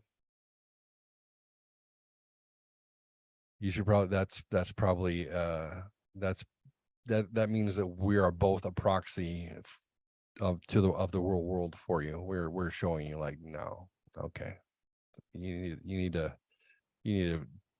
gather your thoughts and find a different perspective. But I don't see it as a fail. When you do that, it makes me sad. Okay. Yeah. Well, when you do that, it makes me sad. That's fair. We can both be disappointed in each other in that moment. It's not going to change me though. Trust me, when you fail at work and you want to lose your mind like your mom does, and you want to come home and be like, they're all against me. Everyone hates me. I hate my boss. I hate my data. They yelled at me. And I'm like, grow up. I've always been a boss. So I've always been on that side. I never could relate to Lisa because she was always an employee and I was always a boss. So I'd be like, I would fire you too because you're a shitty employee. You need to show up on time. You know, you can't show up late. You can't have a contract and then violate it daily and then blame them because you can't fucking hold up your end of the contract. Hold up your end of the contract. It's called being an adult. I said, we've literally moved to get you close to your work and you still would show up late and you worked at the kids' school. The kids would get to school on time and you would be late to work. And it's the same place from the same distance. Well, that's a you problem. That's not a me problem. You're a moron. I can't have sympathy for you when you create your own distress all the time. Yeah. I'm sure that didn't help with our marriage, but it was just like, I can't feel bad for you. I literally fired somebody today who acted like you. And I don't lose sleep if I had to fire somebody because you fire yourself. It's not my opinion. I'm just upholding the rules, like this is the job. My job is more important to me than your job. I used to tell people that. I want you to succeed. I really do. I'll give you every tool I can possibly give you to be successful based on my experience with thousands of people over 20 plus years. But at the end of the day, understand that my job is more important to me than your job is to me. And I can't take your job any more seriously than you take your own. So you're going to have to meet me. You meet me here and then I'll lift you up and take you to the next level. But I'm not going to be the one who's just begging you to show up to work ever. That's on you. Be an adult. I feel like we need more of that. That's why Jordan Peterson is so famous, so popular. Yeah, isn't that sad? That's what's made him famous, is just telling people to just being a dad, being like, clean your room. I will say overall, like my experience with Gen Z so far is way better than my experience with Gen X or Gen Y ever was. Millennials, like the millennials. Oh yeah. I've worked with a lot of millennials doing AV at the hotels and stuff, and they just weren't into working. The only two Gen Z people I've worked with so far, both were amazing employees. And one of them I still work with. The other one left to go. She lives out in Arizona somewhere. Take care of her family. So yeah. Well, that's cool. That's promising. Yeah. And then of course I know my kids and I know a lot of their friends. So I'm like, I have some promise for which, they were raised by us. Gen X raised Gen Z. Right. Exactly. So, right. Yeah. My kids be like, they'll be bitching about something and I'll just be sitting there quietly. They're like, yeah, dad, we know. You don't have to say it. Hard work solves most problems. Like, we understand. I'm like, yeah. Well, saying. Yeah, I had a, so, at PSAV, I had gone from not knowing anything in 2014 to by 2017, I was at the top level of tech that they could make me. And one of the guys asked me, he's like, well, how did you do that? I said, well, I said yes to everything. When they wanted someone to do something, I said, yeah. And if I didn't know how to do it, I figured out how to do it before I got there. Right. Yeah. Do some research. It's amazing. You'll find the answers. Somebody in the world has done it. And beyond, saying yes, I said yes with a smile and did the job well with a smile. The clients always liked me, except for one, where she called me and my friend the C group or the C team. But we actually for a long time took that as a badge of honor as being the C team. Nice. Yeah, isn't it amazing? Do it with a smile. Don't be afraid to try. When they hired me at this college, I remember the chief technology officer. He chimes in. He goes, Jeff, you remind me of a guy I went to college with. He's all real funny, very quick-witted, really out there, like very authentic. Like what you see is what you get, and probably could have used a filter from time to time, but at the same time, one of those guys that could basically say anything to you, and even if it stung a little bit, you still loved him for it anyways. And I was like, oh, never heard that. And he goes, you remind me of that guy a lot. And I'm like, well, I hope. Is this your way of telling me I need to use a filter more often? Right. I was like, what's the feedback here? And he goes, the thing about this guy is like, he was one of those people who could just solve problems, and he was just resolute on solving a problem. And like, he didn't have all the professional designations in the world. He didn't like, he wasn't the guy who got the degree in everything, but you put a problem in front of him and he could figure it out and he could solve it. And then he could show you how it's done and the method that he used to get it done, you know? And he goes, you remind me of that guy. Like, I said, Is this your way of telling me I'm getting a raise? is this a good thing? Is it bad? This is It sounds like a good thing to me. He's like, he goes, I'm just saying, he is a good guy. And I think every organization needs that guy who's willing to dive in and solve a problem and figure out a way. He goes, because I don't think that you let yourself fail at things. He goes, and that's good for any company. And I was like, so you're saying there's a chance? Well, that was always the one thing I've me. heard Jordan Peterson say too, is that, you know, the creative people don't make it at the lower level because they got to be creative. Mindless workers. Yeah. Right. And so they get rid of them, and then they don't get them in the management because they didn't, you know, work up through there. Right. So yeah, well, you gotta, if you, I learned how to play the game. You know, I learned how do I survive at this level doing this type of work? What do I got to do at this level with this type of work? So it, you know, it allowed me to be really good with people, really good with people in performance, and understand how that works for an organization, and then be really good at systems and solving problems with systems. But understanding how systems and people relate has made me very valuable to the company. You know, that's why when I was in the hospital, when I was out for a month, when I came back, they were just like, we are so glad you're back.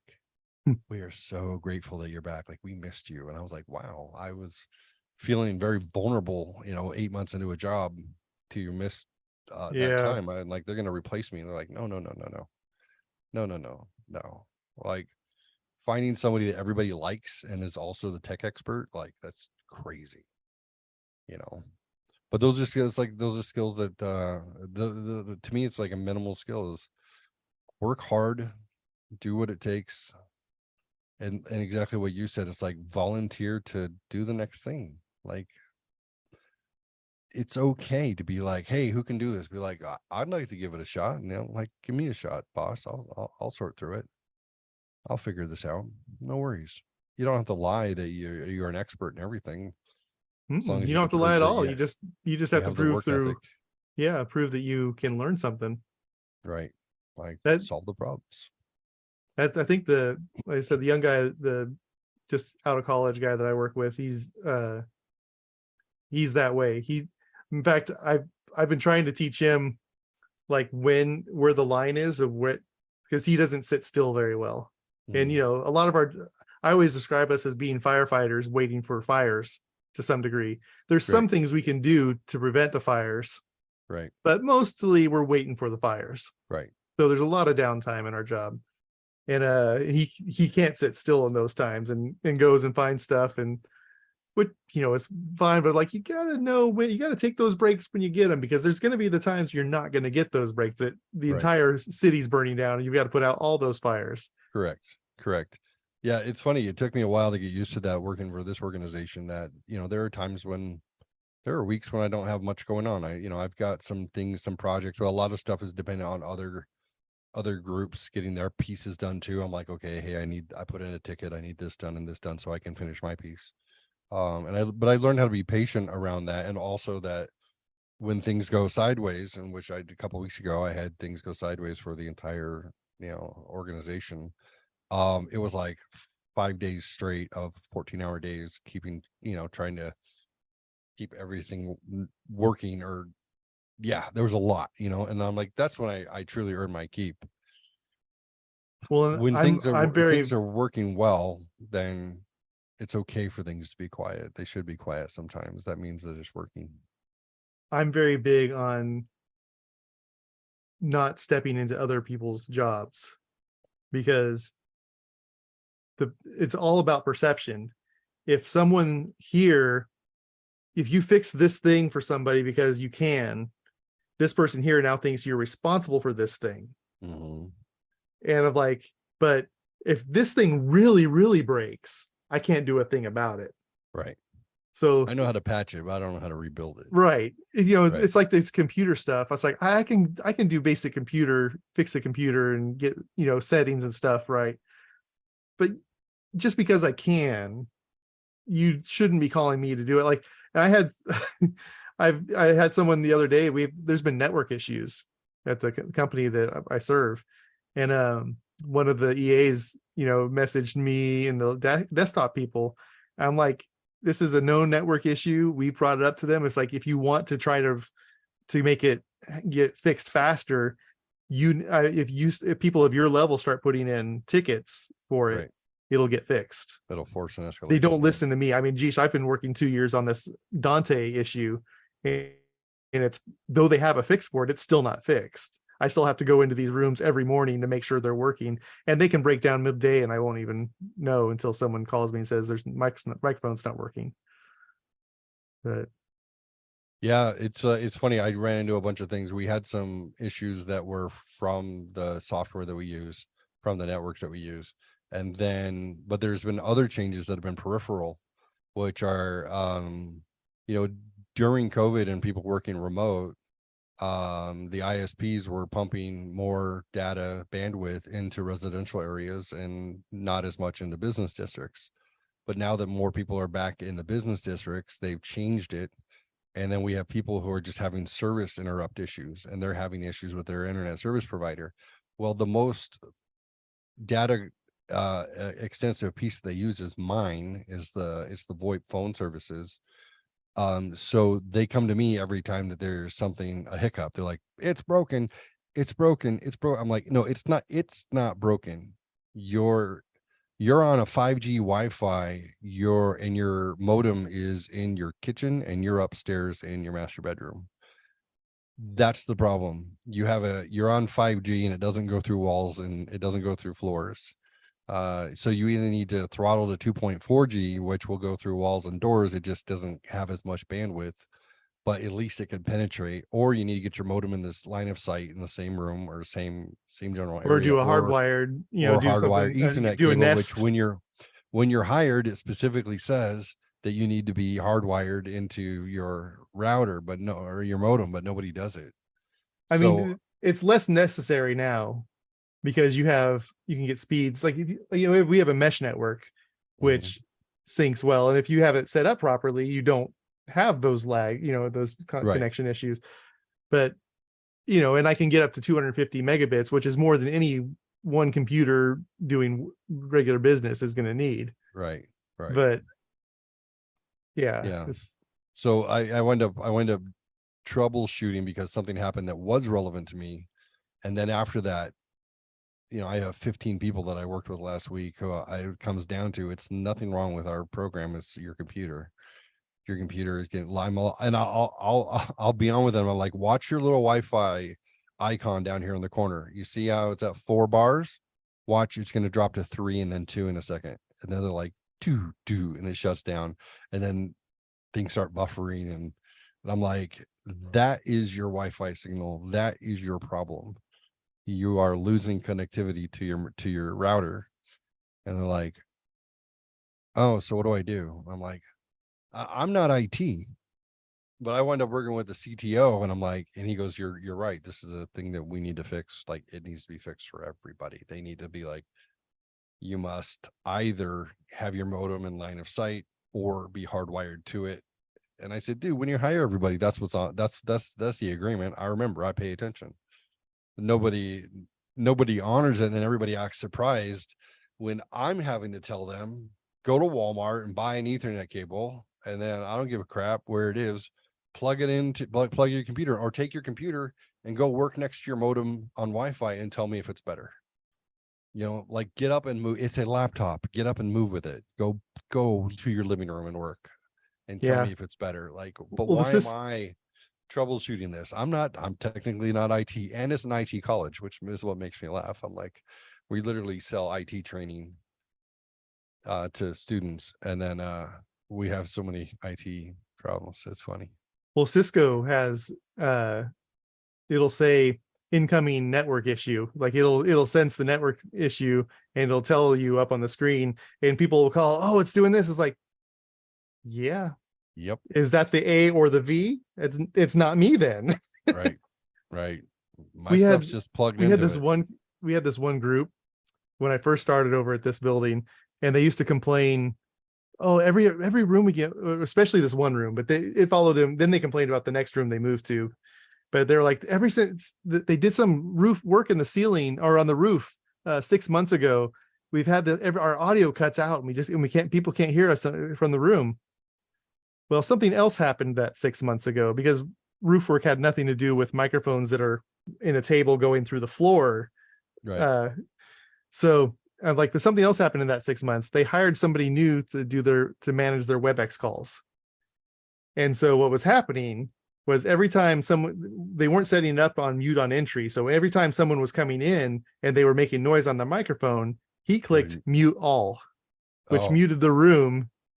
And so, and like the last time one of the last times it happened, like they called me, I was down the hall from them, and I ran down there and I was like, oh, you're just muted. Don't hit mute all. Blah, blah, blah. And walked out. And when I came back, they called me before I could even get halfway down the hall. They're like, it happened again. And I got down there, and luckily, like I guess third highest guy for IT was in the room, and he's like, they keep hitting mute all. So he's actually a big fan of us. Really all the executives and higher ups are, because we do fix stuff. They see us, and we fix stuff. Whereas, the WebEx team is never there.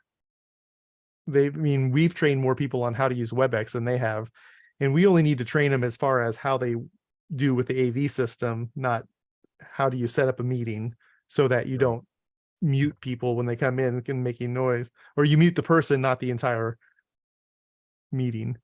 Yeah, it's funny. We'll onboard somebody, and we have trainers for each division who do the training on how to use the phone systems also. And then finally, after a year and change, I was going to work with the admissions trainer on helping a director understand some things. And he's like, hey, would you sit in with me? And I'm like, sure. So we did the training together, and I was showing some steps to do, like, you can do this, you can do that. And he was like, I didn't know you could do that. And this is the trainer. I didn't know you could do that. Wait, hold on. He goes, oh my gosh, I had no idea that these functions worked. Like, how long have these worked for? He said, well, since I got hired. And he's like, I said, what, like, how have you been solving this problem? Well, we use this other system and we do this. And it's so funny, like, but just getting together and looking at something, with the expert, and then, the trainer, you don't know what you don't know, until you're in there together. So I think that's something that's pretty important, is to, have a subject matter expert from another area, do stuff together sometimes. And, you find out that people are operating off of wives' tales and rumor. You're like, well, they're like, man, this is great. They told me when we were done, it was like half hour meeting. They're like, this is amazing. Like, this system can do everything. I'm like, yeah, that's why you pay so many tens of $1,000s a month to have it. It could do all the things, I say, whoever set this up when you guys started was rubber bands and paper clips, and they, but they hired me to fix that stuff. And I did. People are goofballs. Yeah. Well, hey, Like, it's good that they're goofballs, because we wouldn't have work if they didn't. Yeah, that's true. Keeps me employed. I get to be the hero. Like, if something actually does go down, I'll tell them. I'm like, hey, we noticed such and such is having lag issues. And they're like, we think that you just break things every few months just so you can earn your keep. And I'm like, no, I earn my keep just based on my personality and charm. I don't have to break things. You guys break things. That's fine. You guys keep me plenty busy. But anyways, wow. On that note, we went on for a while. Yeah, we were hanging out. Yeah, we got on a roll. Okay, well, I think you should go to bed. I should. I should go 5:30 is Good gonna get Eats, me here early. listen to a podcast, watch some reels, talk to my girl. Yeah.